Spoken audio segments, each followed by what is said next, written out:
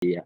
Oke, halo semuanya. Selamat datang di Masterclass NFT 101 gitu. Jadi ID NFT berkolaborasi bersama um, Bali Digital Fashion Week. Ini acaranya keren banget karena ya beginilah Web3 dan NFT gitu. Selalu ada kolaborasi-kolaborasi yang kita nggak nyangka loh. Cuman gara-gara belajar NFT, belajar kripto, belajar Web3, akhirnya kita bisa berkolaborasi entah itu brand atau komunitas gitu. Jadi ID NFT itu adalah komunitas Indonesian NFT yang kita memang visi misinya itu embrace, educate, sama empower. Kayak aku next gitu. Nah, kenalin lagi sekali lagi nama asliku sebenarnya Ahmad Muhammad Jamal, tapi bisa kalian biar lebih akrab lagi itu panggil Mamet aja ya gitu. Nah, ini juga bisa boleh kalau kapan-kapan abis after class ini mau tanya-tanya lagi, ini ada Instagramku, ada Twitterku juga sama, jadi boleh juga di konekin kita gitu, siapa tahu bisa kolaborasi kan. Gitu. Terus aku ini di ID NFT sebagai community development sama community manager juga. Kebetulan juga aku NFT artist juga sama NFT kolektor juga. Gitu. Oke, nextnya. Nah, inilah di ID NFT komunitas yang kalau kata orang-orang sih katanya komunitas NFT terbesar sekarang di Indonesia. Yang memang kita mendukung nih teman-teman kreator itu untuk belajar start dari nol ke NFT, terus berkarya. Terus kita juga jadi jembatannya nih buat teman-teman tuh yang kayak aku bingung nih start NFT itu gimana, terus aku bingung nih gitu mau mulai teknologi ini tuh dari mana dulu. Nah, bisa join nih kayak di NFT gitu. Di mana ekosistemnya kita pun juga udah makin asik nih gitu untuk komunitas yang sekarang dibanding tahun lalu gitu. Oke, aku next lagi ya. Nah, jadi kalau tadi aku juga sempat mention gitu, di mana ID NFT itu Indonesia NFT Community, komunitas yang bergerak pada blockchain teknologi gitu, dan kita juga udah mau OTW nih ongoing nih, makanya dengan ada BDFW ini pun juga memang kita tuh mau adaptasi ke metaverse juga kan, gitu. Makanya ini seru banget gitu. Memang ID NFT kita pengen bareng-bareng lagi menolong teman-teman Indonesia gitu, karena kan memang kalau ngobrolin NFT kan ini secara global ya gitu kan. Mungkin kita juga awalnya tuh bingung nih gimana nih NFT itu apa dan segala macam. Hari ini kita juga bakal bahas nih gitu. Terus juga apa ya? Serunya tuh kalau misalkan kita awal masuk NFT itu kalau yang sekarang enaknya kita nggak akan tersesat nih karena banyak teman-teman juga dari Indonesia juga yang udah lumayan lama juga. Jadi mereka pun juga siap support dan bantu juga gitu buat teman-teman yang baru banget join ke NFT atau udah advance di NFT tapi bingung juga nih stuck nih mau kemana nih kita sekarang gitu. Oke, nextnya. Nah, ini kalau misalkan dari program-program yang biasa kita lakuin, aktivasinya itu kita dari mulai teman-teman bisa belajar dari nol banget gitu. Jadi nggak apa-apa nggak bisa bikin karya atau misalkan masih bingung sebenarnya NFT itu gimana gitu. Mau setting wallet, mau masuk ke blockchain, tenang aja pasti kita bareng-bareng nih kita ajarin nih kita sama-sama gitu kan. Terutama juga di konseptualnya kan emang kita tuh komunitasnya startnya bergerak dalam sudut pandang kreator nih gitu, teman-teman kumpulan kreator gitu. Jadi siapa tahu yang nggak bisa bikin karya pun masuk sini bisa jadi bikin karya gitu. Terus yang kedua adalah kita tuh biasanya ada promosi karya. Jadi kalau teman-teman udah follow Instagram ID NFT, kita tuh ada Artist of the Week, Sales of the Week gitu. Yang memang kita pun juga empower teman-teman tuh biar naik juga gitu. Nggak yang cuma itu lagi, itu lagi gitu. Terus nextnya kita ada shilling session juga di mana itu kita coba menjelaskan karya kita, terus coba cerita-cerita juga gitu. Jadi memang lebih ke sharing lagi, tapi secara tidak langsung kita mempresentasikan nih sebenarnya base dalam karya kita tuh seperti apa sih gitu. Terus nanti arahnya mau dibawa kemana nih gitu kan. Yang mungkin teman-teman ada yang masuk NFT juga karena project kan. Nah kalau di NFT Art-nya ada keseruan shilling session juga nih gitu. Terus kita ada live session juga, Instagram, Twitter, terus di Discord juga. Terus kita ada exhibition juga, yang kita sempat mengadakan exhibition online sama offline-nya juga. Nah, siapa tahu di sini ada teman-teman yang mau kolaborasi, Mas, kayaknya di tempatku bakal ada event nih gitu. ID NFT boleh support nggak? Boleh banget gitu. Tenang aja kita terbuka, nanti kita ngobrol dulu gitu. Terus kita juga ada Minfund juga, jadi kita sempat mengadakan beasiswa minting juga, makanya kita sempat bilang nggak usah khawatir buat teman-teman yang mungkin bingung nih, aku nggak punya modal nih, kita harus ngeluarin gas fee, join aja di NFT, nanti kita kasih Minfundnya gitu. Oke, nextnya kita mulai mungkin masuk kali ya, gitu, ke NFT nih, ya.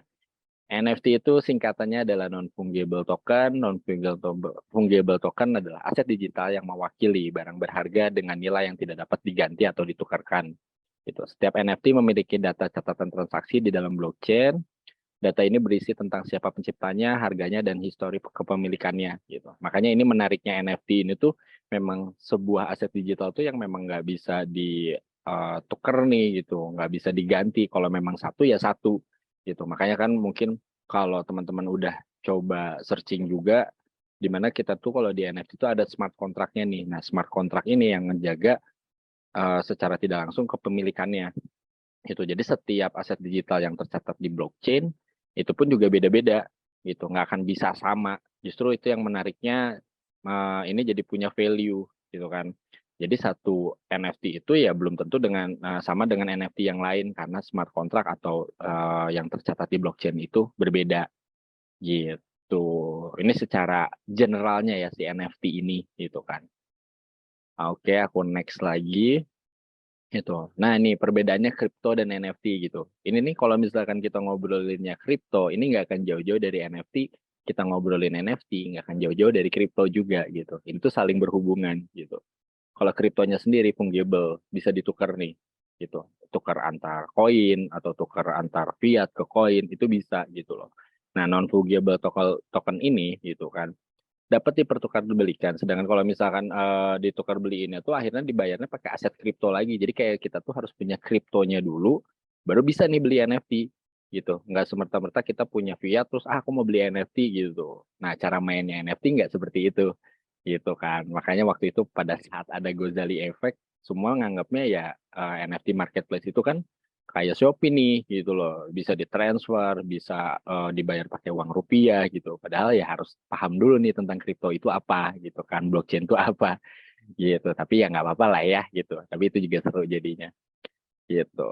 Nah, terus biarpun sama dua-duanya tuh ada sistem fundamentalnya juga gitu. Tapi kalau misalkan tadi aku udah sempat mention juga kalau kripto itu ya kita bisa ditukar sama fiat gitu. Tapi NFT mah nggak bisa gitu. Tetap pakai harus ada kriptonya dan itu setiap blockchain tuh memang koin kriptonya beda-beda.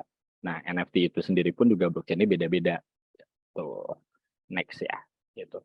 Nah, jadi konsep NFT ini secara simpelnya gitu, sama persis kayak jual beli karya yang jadi aset gitu. Tapi aset dari digital itu jadi punya value gitu. Nanti aku juga bakal nunjukin beberapa project, beberapa jenis NFT itu apa aja sih gitu kan. Apa sih perbedaannya antara NFT project dan NFT art gitu atau NFT musik gitu atau NFT fashion nih yang lagi dilakukan sama BDFW nih gitu kan. Karena juga ini kan salah satu memang bentuk inovasi juga gitu untuk secara digital pun kita akan masuk adaptasi ke Web3 ya. Mungkin secara simpelnya kita belajar NFT dulu nih sebelum ke blockchain dan kripto yang wah berlibat banget gitu. Oke, next. Nah, ini aspek-aspek NFT nih gitu. Kalau misalkan kita ngelakuin transaksi di NFT yang harus diperhatiin itu pertama tuh keamanan akunnya dulu nih. Kalau teman-teman udah sempat searching juga gitu, Setpris Wallet gitu. Nah, Setpris ini sebenarnya yang bisa melindungi kita what if gitu. Kalau misalkan laptop kita hilang atau misalkan handphone kita hilang, tapi kita masih nyimpan nih Setpris kita nih gitu. Kita masih bisa login di tempat lain atau di device lain gitu. Amannya seperti itu. Anggaplah misalkan aku hafal nih passwordnya Mas Dedi gitu ya. Tapi nggak hafal Setprisnya Mas Dedi gitu. Tapi ya apa namanya? Asalkan aku nggak tahu set free Mas Dedi, aku nggak akan bisa nembusin gitu. Itulah adalah keamanan yang dilakukan dalam NFT. Terus yang kedua adalah copy minter nih. Karena base-nya NFT itu startnya dari komunitas gitu. Jadi emang copy minter ini kalau misalkan gambarnya aku gitu ya, tiba-tiba di copy minter sama orang lain gitu atau diduplikasi atau dicuri gitu. Biasanya nanti yang bergerak itu adalah dari komunitas sendiri gitu. Mas Mamet, ternyata karyanya Mas Mamet ada yang copy minter nih, ada yang menduplikasi gitu. Historinya bisa keliat, karyanya juga udah yang tadi aku bilang ada smart contract-nya, ada kode uniknya mungkin kalau dipersimpel lagi gitu setiap aset digital NFT-nya. Terus yang kedua adalah nilai sebuah token yang diperdagangkan gitu. Jadi ada kualitas blockchain-nya. Mungkin kalau kita sempat lihat juga Ethereum naik, terus juga ada Solana naik gitu. Terus ada komunitasnya juga, ada whale-nya juga. Jadi kalau di kita nih bahasa NFT, well ini secara nggak langsung nih kolektor gede banget nih gitu. Yang mungkin karya yang dikoleksi sama dia pun atau project yang udah dia invest pun wah besar sekali gitu. Terus ada gas fee juga nih. Kalau gas fee itu ada high cost, ada low cost gitu. Jadi inilah yang memang mempengaruhi kenapa kok di NFT perlu gas fee sih. Ya karena memang di NFT itu harus ada gas fee karena untuk transaksinya nih gitu. Untuk secara nggak langsung kalau dipersimpel lagi mungkin kayak kita bayar sistem jaringan nih gitu supaya transaksinya kita bisa berjalan gitu kan. Itulah gas fee. Tuh, aku next lagi ya. Gitu. Nah, ini yang tadi aku sempat mention juga bahwa cryptocurrency bisa buat beli item digital yang sudah terverifikasi oleh robot. Nah, salah satunya adalah NFT. Itu secara general simpelnya tentang NFT. Oke, aku next lagi.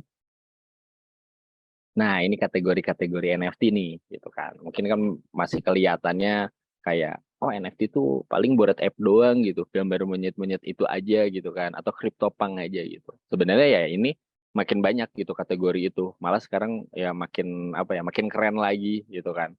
Yang pertama aku jelasin kalau misalkan di kita itu ada kategori art gitu. Mungkin kalau digital abstrak juga bisa masuk gitu atau misalkan dari karya seni yang fisik abstrak juga sebenarnya bisa masuk ke NFT gitu.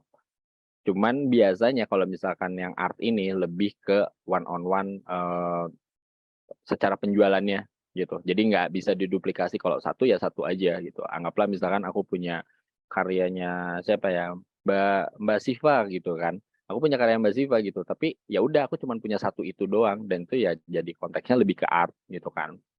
Terus yang kedua ada yang musik nih. Kalau musik ini juga masih adaptasi sih kalau aku lihat gitu kan. Jadi NFT musik karena aset digitalnya mungkin teman-teman juga udah sempat di beberapa platform, mungkin di YouTube, mungkin di Spotify gitu. Akhirnya juga ada beberapa brand, beberapa instansi juga bikin nih gitu NFT musik atau NFT label gitu kan, yang masukin musik juga. Ini masih berkembang karena value musik itu secara nggak langsung masih belum ada niche kayak ngapain ya gue beli NFT musik gitu. Apakah cuma kepemilikannya doang gitu. Tapi kan yang gue butuhin adalah dengernya gitu. Terus ada domain name gitu. Mungkin kalau teman-teman lihat juga kalau domain name ini jadi secara nggak langsung kita itu ngeklaim nama domain di Web3 atau di NFT gitu kan. Misalkan aku namanya tuh mamet.eth gitu atau mamet.tez atau mamet.sol gitu. Itu pun diperjualbelikan secara nggak langsung mungkin kalau simpelnya kita di Web2 atau di kehidupan sehari-hari kayak kita bikin akun game mungkin teman-teman di sini yang main game juga gitu. Nah, akun itu kan kita ngeklaim awal kan begitu nggak bisa kita harus ganti nama kan. Kalau nggak ganti nama ya harus ditambahin nomor atau mungkin dipersimpelnya lagi pada saat kita bikin email gitu. Itu juga kita kan harus cepat-cepatan ngeklaim kan. Takutnya udah ada yang punya, ada yang harus ditambahin nama dan segala macam. Terus ada virtual world. Nah, kalau virtual world ini kita beli tanah metaverse nih gitu. Ada di Sandbox, ada di Decentraland gitu. Yang dimana kita tuh dari punya crypto, terus wallet kita connect ke salah satu website yang tadi aku sempat mention ada Sandbox, terus ada Decentraland dan kawan-kawannya masih banyak banget gitu. Jadi nanti kita punya salah satu aset tanah di sana gitu. Dan itu pun juga bisa disewain, guys.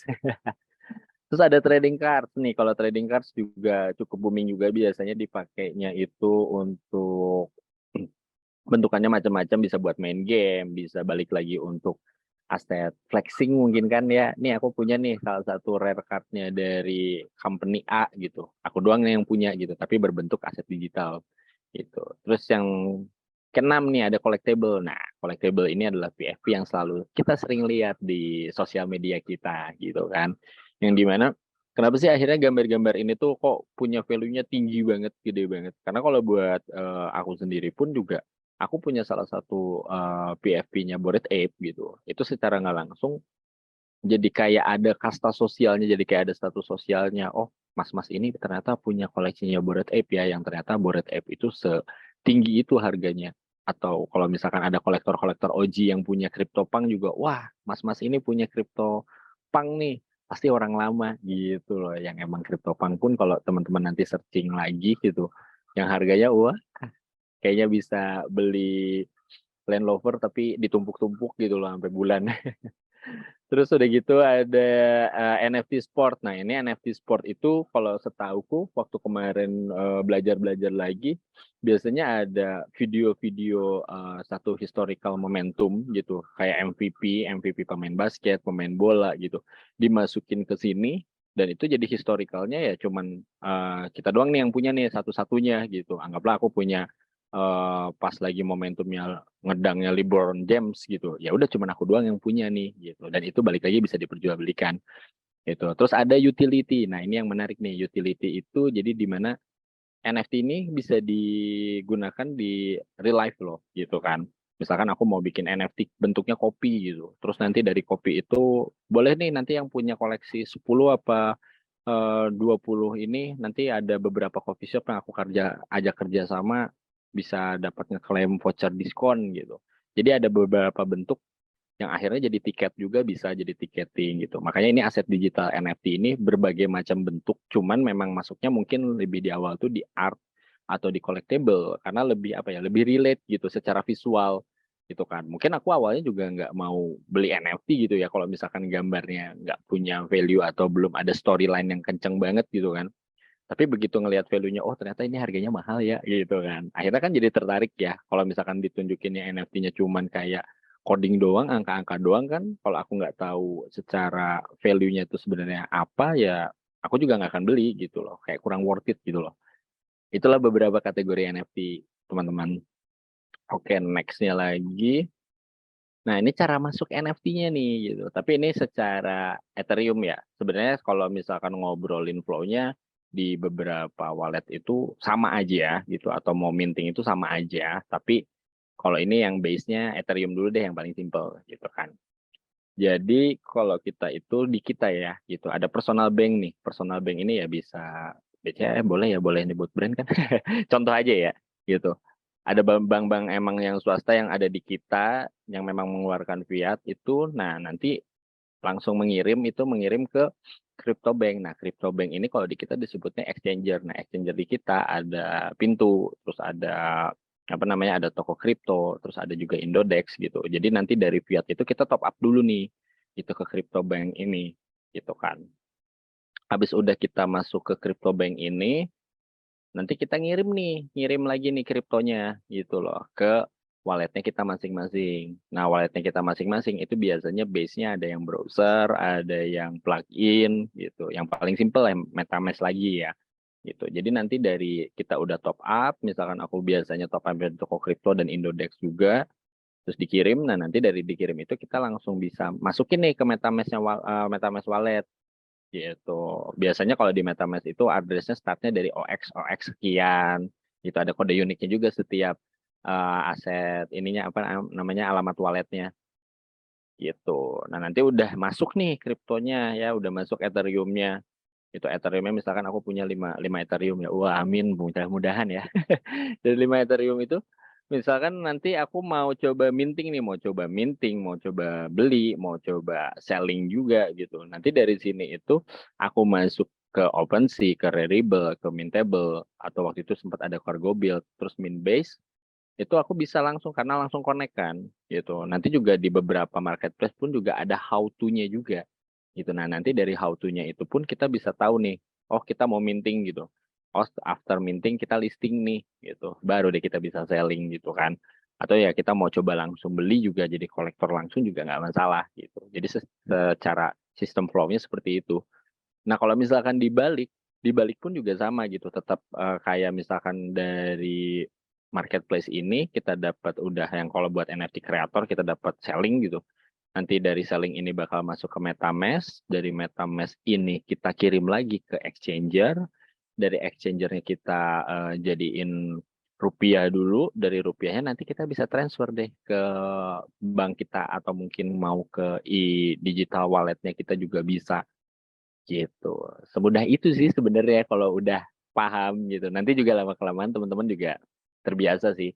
Karena aku pun juga awal-awal bingung banget ini sampai minta temen yang lain dulu gitu loh buat ya udahlah pokoknya aku taunya berkarya, terus after berkarya nanti tukerin ya kriptonya, pokoknya nyampe ke Mametnya cuman yang fiatnya aja nih, langsung rupiah gitu kan. Lama-kelamaan ternyata emang harus belajar juga, karena jualannya sendiri. Gitu. Oke, aku next lagi ya. Gitu. Nah, ini alur mintingnya. Tadi kan ada aku sempat mention juga soal minting dan listing gitu.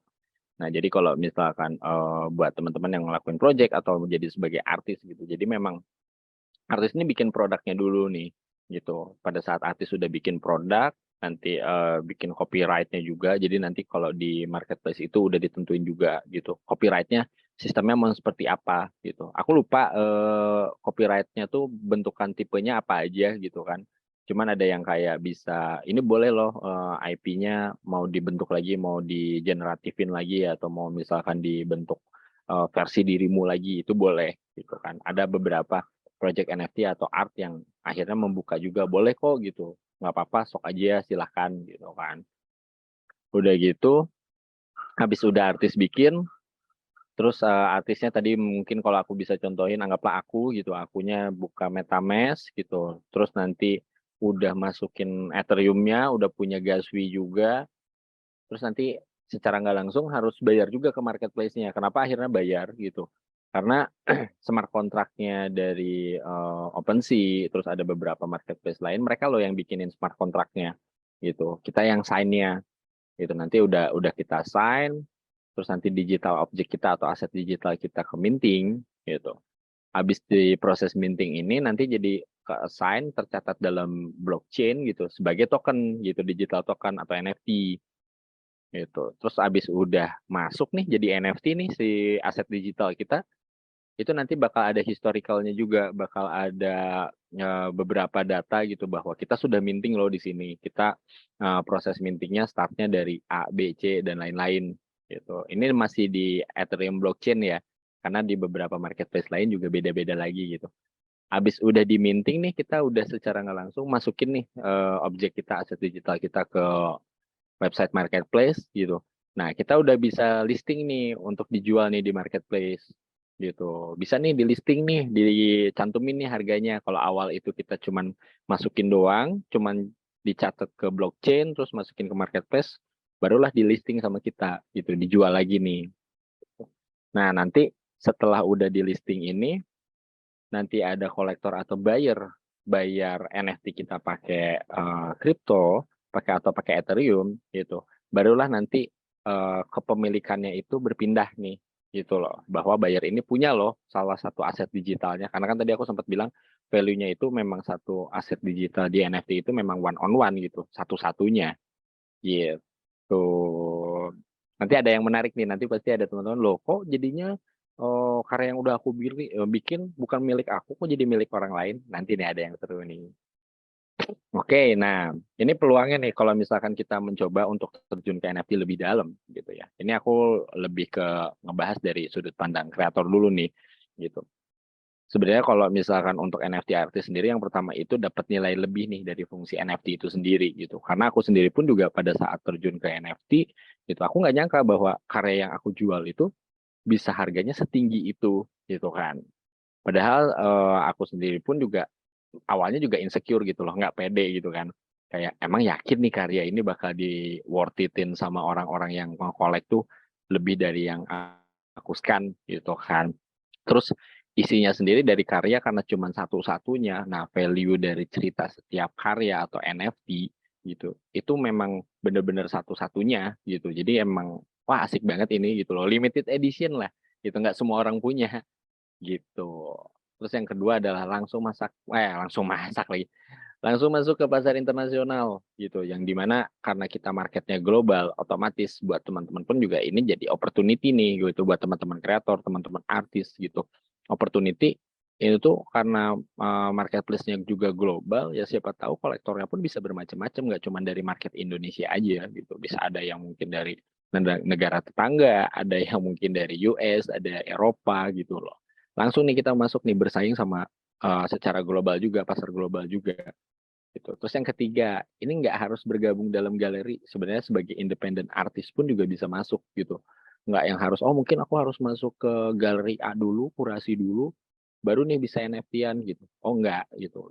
personal pun bisa gitu. Malah cuman kalau personal tuh lebih ngatur sendirinya segala macamnya sendiri semua apa namanya? Secara bikin wallet, bikin karya ya semuanya pure sendiri, nggak harus gabung ke galeri juga gitu.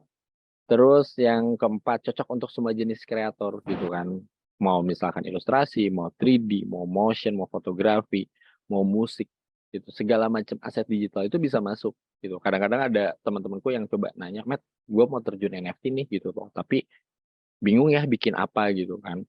Terus aku bilang ya sebenarnya bikin yang lu suka aja dulu gitu. Apapun lah mau bikin kelinci kayak mau bikin ayam gitu kan, mau bikin apa boleh aja gitu. Malah mau bikin bentuk gambar botol minuman pun silahkan gitu loh. Nggak apa-apa, nggak masalah kok gitu, nggak ada larangan. Oh ya nggak boleh bikin binatang lagi ya, karena yang binatang udah terlalu banyak. Itu bebas aja gitu. Terus yang kelima ini yang paling seru nih, mendapatkan royalty fees gitu. Ntar ya aku back dulu gitu. Nah tadi kan ada di sini tuh, di mana royalty fees ini kita dibeli nih karya kita gitu kan. Nah, kita tuh kalau di marketplace tuh kita bisa setting gitu, bisa setting untuk dapat royalty fee-nya itu mau berapa nih, mau 10%, mau 20% gitu. Jadi pada saat udah pindah itu, terus ternyata kolektornya itu mencoba untuk menjual lagi gitu. Nah, dari jualannya dia itu kita dapat nih royalty fee-nya gitu. Jadi kitanya juga nggak dilepas dan royalty fee ini tuh selamanya gitu. Itu dari cuma satu karya doang gitu. Apalagi kalau misalkan kita bikin aset digital dan karyanya makin banyak itu kalau misalkan dari perspektif peluang di NFT ini sebagai kreator gitu. Terus nextnya ada NFT kolektor gitu. Nah kalau misalkan NFT kolektor ini tuh lebih ke koleksi karya yang tak terhingga dari artis seluruh dunia yang bermacam-macam gitu kan. Mungkin kalau Pak pure kolektor itu kan kadang-kadang suka bingungnya, wah aku udah punya koleksi lukisannya udah 50 nih gitu, mau disimpan di mana lagi ya? Apa harus dijual? Nah serunya di NFT, ya kita punya koleksi sampai 100-200 juga cuma nambah page-nya doang paling gitu loh secara koleksi kan. Tapi asiknya ini makin banyak nih koleksinya gitu. Terus yang kedua cara baru memamerkan koleksi kayak yang tadi aku bilang gitu ya. Anggaplah aku sebagai kolektor, aku kolektor NFC terus udah punya NFT-nya tuh sampai 5 page, 6 page, 7 page gitu kan. Ya udah itu memamerkan koleksiku loh. Itu selain cuman support doang para kreator ya memang aku pun juga punya karya-karya nih yang emang bagus-bagus gitu. Terus yang ketiga, explore karya lebih banyak dari media-media baru. Contohnya tadi mungkin ada NFT musik, ada NFT video gitu yang kita punya value, punya aset kepemilikan nih gitu kan. Yang aku pun juga pada saat awal mengkoleksi karya teman-teman pun yang nggak cuma satu kayak karya abstrak doang atau karya PFP doang, ih banyak banget gitu loh. Malah itu jadi kecanduan awalnya coba-coba akhir malah endingnya kecanduan gitu kan.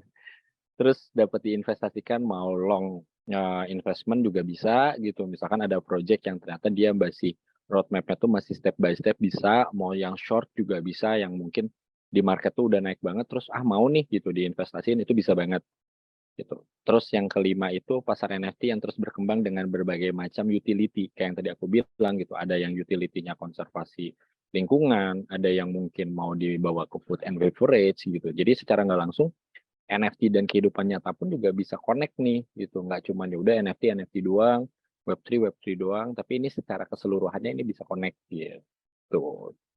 Aku next lagi ya. Gitu. Nah, ini challenging-nya nih di NFT nih. Apa aja sih gitu loh kalau mau kita memang start nih ber-NFT-an gitu kan. Yang pertama adalah language barrier gitu loh. Karena ya mungkin aku sendiri pun juga masih belajar-belajar kalau Englishku tuh agak-agak PR gitu kan ya. Itu pun juga jadi tantangan gitu di mana aku bisa ngobrol sama kolektorku yang memang pakai bahasa internasional ya pakai bahasa Inggris gitu loh. Dan kalau mungkin di sekitaran Asia pun juga tenang aja gitu loh karena di kita pun juga masih susah kok di Asia juga untuk berbahasa Inggris gitu loh. Tapi ya step by step lama-kelamaan juga bisa kan. Gitu. Yang kedua nih time zone. Nah, time zone ini nih karena marketnya global, ya kita sekarang lagi bangun, tapi yang di sananya lagi tidur. Kolektor-kolektornya lagi pada tidur gitu. Ada waktu awal-awal banget di 2021 deh kalau nggak salah. Ya di 2021 tuh teman-teman tuh yang bisa begadang dari jam 10 malam sampai jam 5 pagi cuman buat ngejar kolektor dan specialing gitu kan. Karena kita pun juga promosinya di Discord, promosinya di Twitter gitu. Platform yang sering kita gunain itu Twitter sama Discord gitu sebagai tambahan juga. Gitu. Nah, terus sudah gitu kitanya begadang, tapi ya worth it lah jadinya. Kita jadi belajar banyak gitu. Terus yang ketiganya ada gas fee. Nah, ini nih, gas fee ini nih. Gas fee ini nih. Karena ada beberapa blockchain dan beberapa token kripto yang memang pada saat kita mau minting itu tidak terlalu mahal. Itu malah ada beberapa marketplace dan beberapa blockchain itu pada saat kita minting itu mungkin dengan kita beli kopi sehari-hari juga lebih mahalan beli kopi dibanding kita minting NFT gitu. Itu juga menarik sih gitu kan. Itu tentang gas fee gitu. Jadi kita harus perhatiin dulu gas fee-nya lagi naik atau lagi turun. Mungkin buat itu buat teman-teman yang terjunnya di Ethereum. Karena aku lihat kalau di blockchain lain sekarang ini udah murah-murah banget kok gitu. Bisa dicoba gitu. Yang kelima ada copy minting nih. Nah, ini yang copy minting ini emang agak PR. Makanya kita harus agak nanti bakal jadi lah nyambung nih ke yang 6 gitu. Nah, copy minting ini kita nggak bisa tracking yang terlalu gimana-gimana biarpun ada historicalnya gitu. Karena selalu ada isu itu kita kenal sama orangnya gitu. Terus dianya bikin karya, wah karyanya bagus banget nih gitu kan. Terus kita koleksi juga ternyata dia copy minting. Nah, itu juga jadi tantangan juga gitu. Terus yang keenam ada aktif di komunitas. Nah, ini juga yang nyambung kelima. Karena kalau kita aktif di komunitas, yang tadi aku sempat mention juga di awal, ya jadinya yang ngebantu itu report itu sebenarnya dari komunitas gitu loh. Yang ngebantu kita untuk jadi resikonya tidak terlalu tinggi di copy minter, itu komunitas lagi gitu. Makanya ayo join IDNFT. Iya. Terus udah gitu ada kita tuh tantangannya tuh harus entrepreneurship mindset gitu loh. Jadi emang kita nggak bisa cuma belajar satu doang itu nggak ya udah nih aku mau fokus jadi kreator doang mungkin aku nggak belajar marketing nggak belajar komunikasi atau nggak belajar teknologinya sendiri gitu justru kan kalau menurut kami dan aku pun juga gitu ya memang kenapa harus ada entrepreneurship ya ini harus diulik terus gitu loh kita harus ada rasa penasaran terus nih gitu dan cuman ya nggak semuanya ya gitu. Oke, nextnya lagi nih gitu. Nah ini salah satunya beberapa salah tiga nih, ada tiga nih kreator yang memang memberikan impact gitu waktu itu pada saat boomingnya gitu. Ada karyanya Roar by Suryanto waktu itu laku sampai 10 ETH pada saat lagi bull marketnya gitu di harga sekian nih 668 juta gitu. Terus ada karya Naraka dari Mas Ian Innocent juga laku nih gitu 289 juta gitu sekitar 4 ETH. Sama yang terakhir inilah dia nih yang ngebuat hype NFT di Indonesia Gozali Everyday yang akhirnya di marketplace ada yang jualan seblak juga ada yang baju anak gitu loh. Tapi yang menariknya jadinya orang-orang Indonesia sendiri pun aware nih gitu loh sama aset digital dan teknologi ini. Makanya aku juga berterima kasih nih sama Bapak Gozali ini gitu kan. Yang asetnya bisa sampai 2,3 miliar nih sekitarnya 6 ETH lah waktu itu lagi bull marketnya. Mengerikan ya gitu loh. Momentum sekali-sekalinya nih apakah semua orang bisa sama? Nggak bisa. Gitu. Apakah sekarang aku mau selfie nih gitu ya. Selfie nih lagi sama Mas Didi gitu. Selfie terus kita minting gitu. Ya belum tentu laku siapa yang mau beli kan gitu. Biarpun itu jadi historical yang kita doang nih yang punya. Gitu. Nextnya ini ada Indonesia NFT Project nih. Kemarin Majalabs juga kolaborasikan sama Superlatif juga gitu. Ini karya by Arif Wicaksana. Gitu. Ini karya Indonesia yang memang cukup impact juga gitu. Cukup booming juga. Itu di sini pun juga waktu itu momentumnya di mana dari Superlatif pun menunjukkan ya kita nih gitu loh terjun nih ke NFT gitu mencoba adaptasi teknologi yang baru nih gitu. Terus yang kedua ada Karafuru. Karafuru juga cukup booming ini orang-orang pun juga kejar-kejaran buat ngincer aset IP-nya, buat ngincer koleksinya gitu. Ini dua NFT project yang menurut kami pun juga ini impact gitu loh secara ekosistem Indonesia. Orang-orang pun jadi lebih paham lagi nih. Oh ya, NFT ini loh gitu kan. Terus ini kalau yang internasional kreatornya ada Mas Beeple gitu. Yang mengerikan ya bisa sampai 28 juta ETH, 11 juta ETH. Ini udah nggak berseri kayak konseptualnya tuh kalau kayak dia mau ngeluarin apapun juga ya udah aja jalan aja gitu loh, nggak perlu dilihat lagi. Oh Beeple nih yang ngeluarin gitu. Karena konseptualnya mungkin dari para kolektor pun juga selain worth it suka sama karyanya, ya ini ada investment bisa dijual lagi gitu. Ada Crossroad, ada Human One, ada Everyday the First 5,000 Days gitu. Nah, sekian dari aku. Mungkin kalau misalkan ada yang mau tanya-tanya kita masuk ke sesi Q&A. Let's go. Gitu. Thank you Mas Didi, thank you teman-teman semua. Mohon maaf kalau ada kata-kata yang salah nih.